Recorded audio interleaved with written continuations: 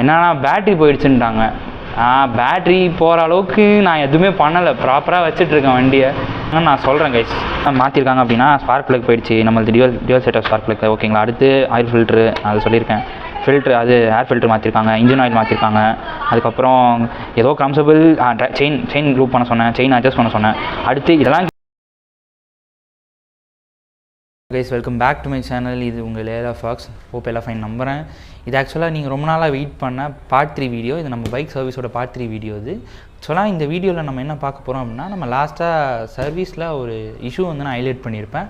அந்த இஷ்யூவும் அது எப்படி சால்வ் ஆச்சுன்ற ஒரு விஷயத்தை பற்றி தான் இந்த வீடியோவில் நம்ம டீட்டெயில்டாக பார்க்க போகிறோம். இந்த வீடியோக்குள்ளே போகிறதுக்கு முன்னாடி நம்ம சேனலுக்கு யாராவது புதுசாக மறக்காமல் சப்ஸ்கிரைப் பண்ணி பெல் ஐக்கனை கிளிக் பண்ணிக்கோங்க. அப்படி இன்ஸ்டா பேஜையும் ஃபாலோ பண்ணிக்கோங்க. நான் உங்களுக்கு லாஸ்ட் வீடியோவில் ஒரு விஷயத்தை ஹைலைட் பண்ணியிருப்பேன். கண்டிப்பாக அதை பற்றி தான் இன்றைக்கி டிஸ்கஸ் பண்ணுறதுக்கு இந்த வீடியோ நம்ம ஷூட் பண்ணுறோமே. ஏன் அப்படின்னா, அந்த விஷயத்தால் நான் எவ்வளோ அஃபெக்ட் ஆனேன், அதேமாதிரி நீங்களும் அஃபெக்ட் ஆகிடக்கூடாது. ஸோ அதுலேருந்து என்ன ப்ரிகாஷன்ஸ் எடுக்கலாம் அப்படின்ற ஒரு சின்ன ஒரு நம்ம வந்து ஒரு சேஃப்டி மெத்தட்ஸ்லாம் சொல்ல போகிறோம். அதாவது லாஸ்ட் வீடியோவில் என்ன நம்ம பார்த்தோம் அப்படின்னா, நான் சர்வீஸில் இருக்க பில்ஸ்லாம் வந்து நான் டிஸ்கஸ் பண்ணேன். பில்லில் வந்து நம்மளுக்கு என்னென்ன சேஞ்சஸ் பண்ணாங்க, அதில் எனக்கு என்ன ஓகேவாக இருந்துச்சுன்ற மாதிரி சொல்லியிருந்தோம். அதேமாரி இன்னொரு விஷயத்த நான் ஹைலைட் பண்ணேன். என்ன விஷயம் அப்படின்னா, பேட்ரி வந்து நம்மளுக்கு போயிடுச்சுன்ற மாதிரி சொல்லியிருந்தாங்க. ஏன் அப்படின்னா, நம்ம வெஹிக்கிள் வந்து ஃபுல்லாக எலக்ட்ரானிக்குன்னும் போது அந்த எலக்ட்ரானிக்ஸை வந்து ப்ராப்பராக கொடுக்காததுனால பேட்டரி சீக்கிரமாக ட்ரெயின் ஆகிடுச்சுன்ற மாதிரி சொல்லியிருந்தாங்க. பட் இதை தாண்டி என்ன அப்படின்னா, பேட்ரியில் எதாவது ப்ராப்ளம் இருக்குன்ற மாதிரி அவங்களுக்கு தெரியாது. ஸோ அதனால அதை வாரண்டிக்கு கிளைம் பண்ணுறதுக்கு எனக்கு லாஸ்ட்டாக சொல்லியிருந்தாங்கன்ற மாதிரி நான் உங்களுக்கு தெரியும். லாஸ்ட் வீடியோ பார்த்தவங்களுக்கு கண்டிப்பாக தெரியும், தெரியாதவங்களுக்கும் நான் கீழே நம்மளுக்கு லிங்க் கொடுத்துட்றேன், செக் பண்ணி பாருங்கள். ஏன்னா லாஸ்ட் வீடியோ பார்த்தா தான் உங்களுக்கு இப்போ என்ன பேச வரேன்றதே புரியும். நம்மளுக்கு பேட்ரி வந்து வாரண்டிக்கு சென்ட் பண்ணுற மாதிரி நான் சொல்லியிருந்தேன் லாஸ்ட் வீடியோவில். அந்த 15 days ஆகுன்ற மாதிரி அவங்க மென்ஷன் பண்ணியிருந்தாங்க. இந்த டைம் பீரியட் வந்து பேசிக்காக அவங்க வந்து என்கிட்ட சொன்னாங்க. ஆக்சுவலாக எனக்கு இதை பற்றி ஃபுல் ஐடியா தெரியல. நான் வந்து நிறைய இடத்துல விசாரிக்கவும் இல்லை ஆக்சுவலாக. ஏன்னா நம்மளுக்கு இது வந்து பைக் வாங்குறதுல இதான் ஃபஸ்ட்டு அனுபவம் எனக்கு. அதனால் அதேமாரி அவங்க வந்து என்கிட்ட இந்தமாரி 15 days ஆகுன்ற மாதிரி சொன்னாங்க. நானும் சரி ஓகே 15 days கிளைம் ஆகி வந்துடும், அதை நம்மளுக்கு சொன்ன மாரி நம்மளுக்கு ஸ்பேர் பேட்டரியும் போட்டு கொடுத்துட்டாங்க. அதனால் நான் ஓகே, நம்ம அதுக்கு ஸ்பேருக்குமே பே பண்ணிட்டோம். அதனால் எந்த இஷ்யூவும் இல்லாமல் நான் பைக் ஓட்டிகிட்டு இருந்தேன். மெயினாக என்ன ரீசன் அப்படின்னா, இதில் நான் வந்து இன்னுமே ஸ்டாக் கண்டிஷனில் தான் வச்சுருக்கேன் பைக்கு.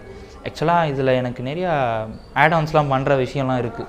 ஏன் அப்படின்னா, எனக்கு விசிபிலிட்டி கம்மியாக இருக்கும், ஹெட்லைட்டோட விசிபிலிட்டி கம்மி. இண்டிகேட்டர்ஸில் வந்து நான் எல்இடி பல்ப் மாற்றலான்னு நினச்சேன், ஃபாக் லைட் மாற்றலான்னு நினச்சேன், இன்னும் நிறைய விஷயங்கள்லாம் நான் சேஞ்சஸ் பண்ணலான்னு நினச்சேன். பட் இந்த விஷயம், இந்த பேட்ரி ட்ரெயின், அதாவது எனக்கு ஒரு 8 months இந்தமாரி விஷயம் நடந்தது. எனக்கு ஒரு பெரிய ட்ராபேக்காக வந்ததுனால நான் இதை யோசிக்க வேண்டியதாக ஒரு விஷயமாயிடுச்சு. ஏன்னா ஒரு 1 yearனா கூட நம்ம கொஞ்சம் அக்செப்ட் பண்ணிக்கலாம். ஓகே ஃபைன், எலக்ட்ரானிக்ஸ் இருக்குது, மேபி அதனால கூட ட்ரெயின் ஆகிருக்கலாம் அப்படின்னு சொல்லலாம். பட் ஒரு 8 months, அரௌண்ட் 7 to 8 monthsக்குள்ளே இந்தமாரி விஷயம் நடக்கும் போது நான் யோசிக்க வேண்டியதாக இருக்குது. இப்போ அடுத்த விஷயம் அப்படின்னு வந்தோம் அப்படின்னா, நான் அந்த 15 days வரோம். இப்போ 15 days கழித்து நான் கால் பண்ணேன். அவங்க எனக்கு வந்து என்ன சொன்னாங்க அப்படின்னா, ப்ரூஃப்லாம் அனுப்ப சொன்னாங்க. என்னோடய வாங்கின வண்டியோட இன்வாய்ஸும் அதேமாரி இன்சூரன்ஸு ஆர்சி புக்கெலாம் கேட்டுருந்தாங்க. இதெல்லாம் நான் சென்ட் பண்ணிட்டேன். எப்போன்னா 23 நான் பைக்கை வந்து, அதாவது August 23 பைக் சர்வீஸ் விட்டேன். 24 எடுக்கும் போது இதெல்லாம் நடந்துச்சு. அன்றைக்கி நான் மதியானமே போய் வண்டி எடுக்கும் போது வீட்டுக்கு வந்தோடனே இதெல்லாம் நான் சென்ட் பண்ணிட்டேன்.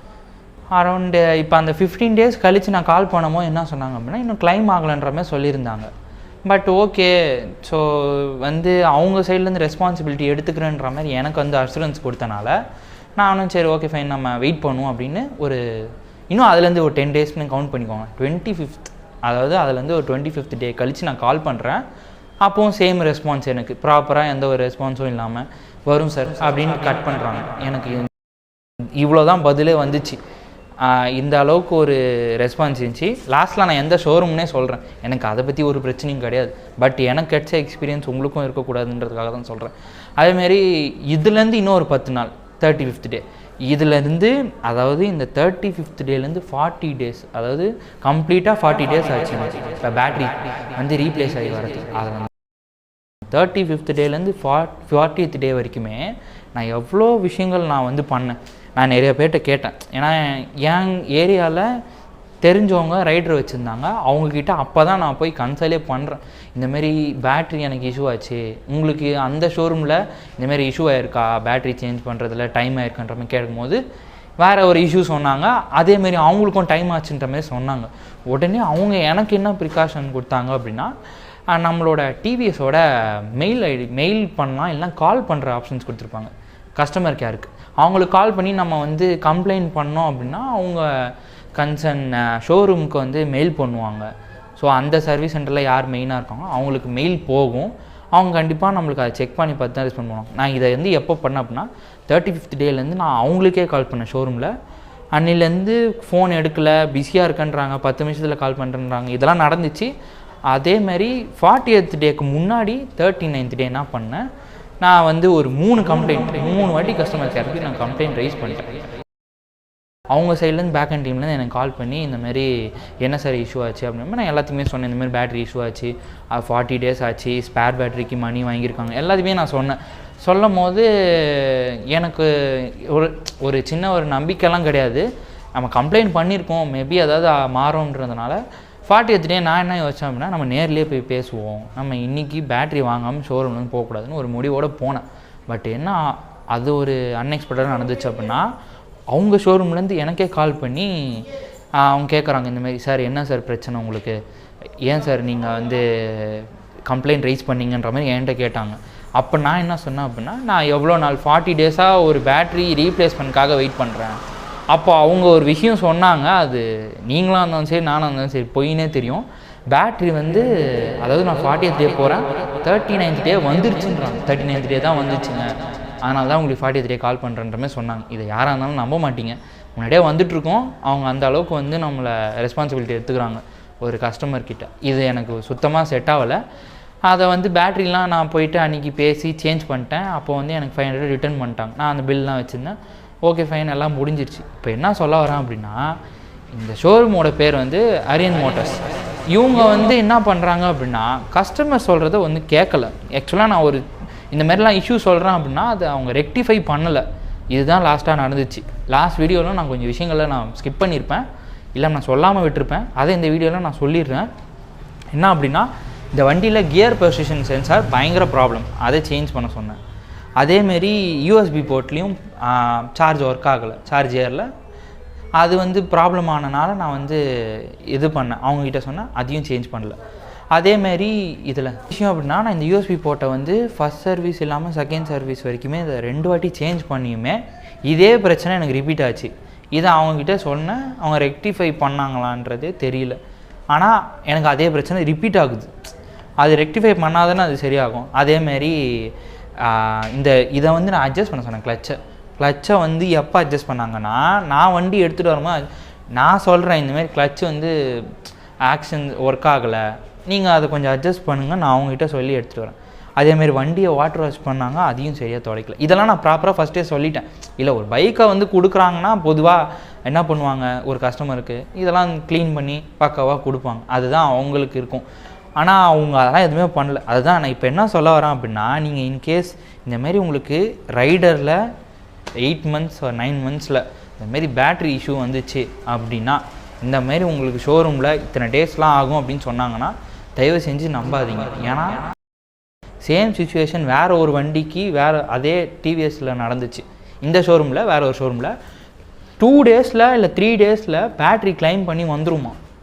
இல்லை அப்படின்னா அவங்க ஸ்பேரே, அதாவது இந்த 3 days பேட்ரி கிளைம் ஆகி வரலாம் அப்படின்னா தான் ஷோரூம் சைட்லேருந்து பேட்ரி ப்ரொவைட் பண்ணுவாங்களாம், ஸ்பேர் பேட்ரி.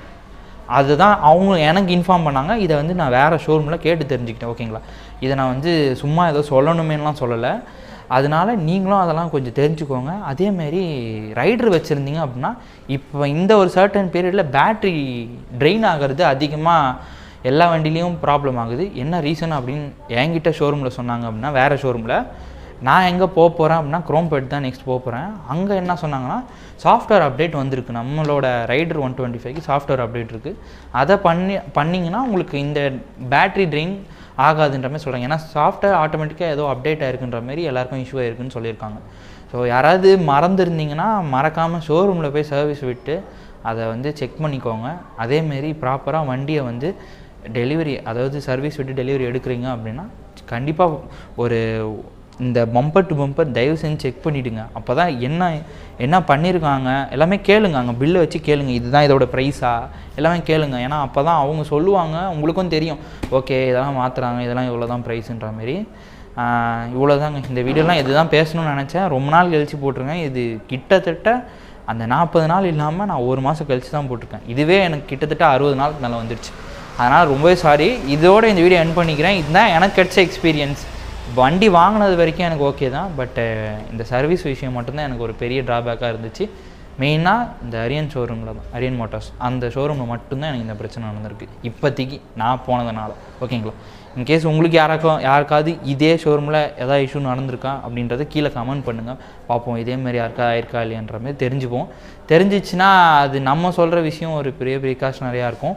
மறக்காமல் ரைடர் 125 வச்சுருக்கோம் உங்கள் ஃப்ரெண்ட்ஸ்க்கு இந்த 3 வீடியோஸோட லிங்க்குமே நான் கீழே போடுறேன், அதை அவங்களுக்கு சென்ட் பண்ணுங்கள். மேபி கொஞ்சம் யூஸ்ஃபுல்லாக இருக்கலாம். நான் இஷ்யூ ஃபேஸ் பண்ணாமல் அவங்களும் ஃபேஸ் பண்ண மாட்டாங்க. நெக்ஸ்ட் ஒரு சூப்பரான வீடியோவில் மீட் பண்ணுறேன். அன்டில் தென் நான் உங்கள் ஏரோஃப்ளக்ஸ். பை.